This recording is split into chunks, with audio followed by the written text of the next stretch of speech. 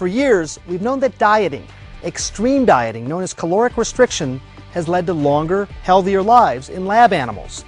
The proof? These very old and very fit monkeys at the University of Wisconsin. Looking at two monkeys that are about the same age, which is 28 years old, which is about a year past the average lifespan of rhesus monkeys. At the National Primate Research Center in Wisconsin, Professor Rick Weindruck suits up and shows us the results of nearly a career's worth of research.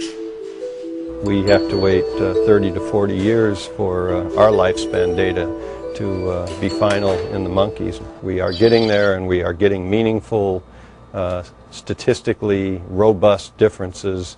Colleagues call him the most patient scientist in his field.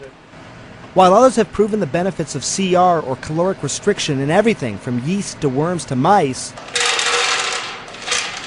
for decades Weindruck has been studying its effects on monkeys, with their longer lifespans and their similarities to humans.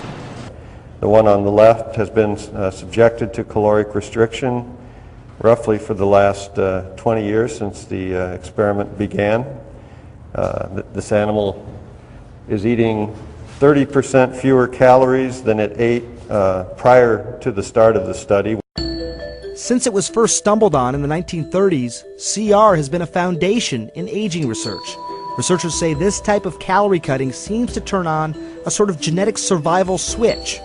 We think it's really quite clear that for the large majority of the monkeys on calorie restriction, they look younger than those on the normal diet that are the same age. But Weindruck says its benefits are much more than just skin deep. And we're seeing roughly a 4 times greater risk of developing age-related diseases in the animals on the normal diet as opposed to those subjected to caloric restriction. Age-related diseases that include cancers, diabetes, the list is well known. And just this past month, Weindruck's team made another discovery. Brain scans of the CR monkeys, when compared to their well-fed counterparts, showed significantly less atrophy or cell loss along the surface of the brain, which could potentially add another age-related illness to the list, Alzheimer's disease. While the brain shrinks with normal aging, that rate is doubled in people with Alzheimer's. Weindruck says the recent findings are significant. It's not about picking off one disease at a time.